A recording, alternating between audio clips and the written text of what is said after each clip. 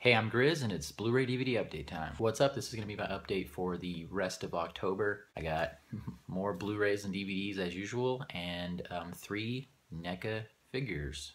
To start it off, I went to FYE a couple weeks ago, traded in a bunch of stuff, got like $60 worth of credit. So I took advantage of some of their sales that they had on their Scream Factories, as well as their buy two, get one for $1 deal that they got going on their used stuff. So first up here, I picked up a 2-pack on DVD, Teen Wolf and Teen Wolf 2. Obviously I already owned Teen Wolf, the original, on Blu-ray, but I don't think Teen Wolf 2 has a Blu-ray release. It stars Jason Bateman. I believe he plays his brother, I think, going to college, who was also a Teen Wolf. Picked up The Thing, the remake by John Carpenter last month, or in my last update. Loved that film. I had seen this one about a year ago, really liked it as well, and I just felt like I needed it in my collection. That's the prequel, The Thing, that came out a couple years ago. It's about the crew of Norwegians and a few Americans that are the scientists or whatever that were there before, like Kurt Russell's crew was in there and stuff. Little CGI heavy, but I actually enjoy it. I feel like this movie gets crapped on, kind of a little unwarranted. I mean, when it first came out, I thought it was just a remake of John Carpenter's film, but yeah, definitely check this out if you like the Kurt Russell film. Another one that I got for the buy two, get one for $1 was I Still Know What You Did Last Summer, the sequel to I Know What You Did Last Summer. I already had that one, so just needed this one in my collection. It was like a couple dollars. Another Blu-ray that I picked up, Gremlins 2, the new batch. I actually like this one a little bit more than the original, which is probably sacrilegious, but I feel like the Gremlins have a lot more character in it, and yeah, just a real fun film. Glad to finally own it on Blu-ray in my collection.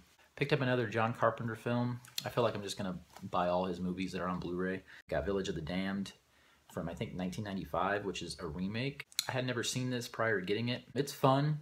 The acting is pretty bad by the kids, but it's a cool, like, alien invasion type film. Here is the reverse art. Disc art there.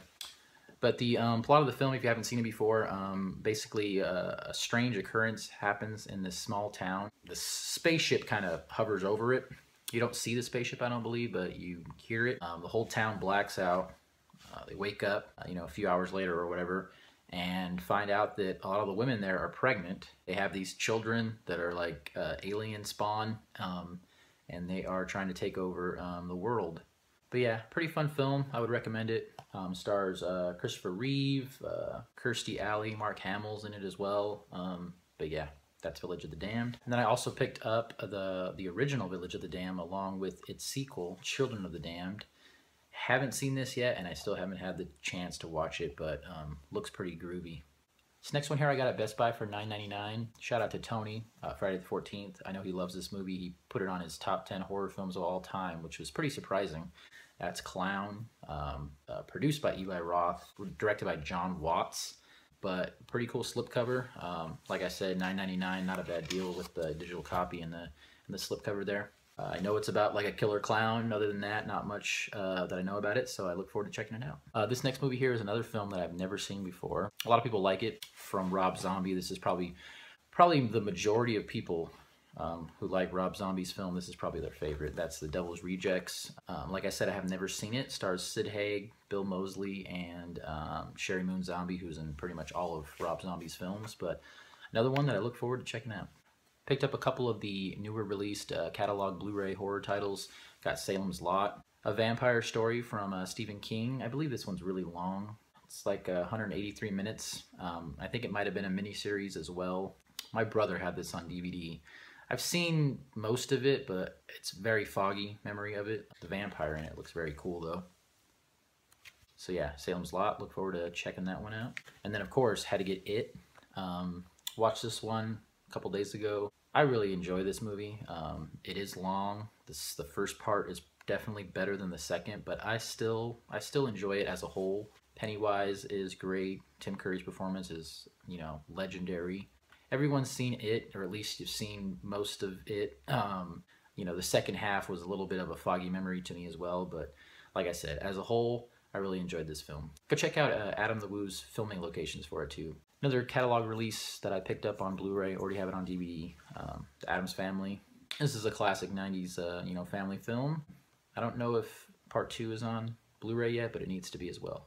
One more Scream Factory that I picked up. I wasn't planning on getting this one because I already have I already had it on Blu-ray with the faceplate, but you know, I saw it at Best Buy and I had a $5 certificate, so it basically was like 15 bucks. Carrie, don't really care for this this artwork too much. It looks very like, just kind of like somebody mocked it up on a computer real quick. I think there was a second slipcover that came if you like pre-ordered it.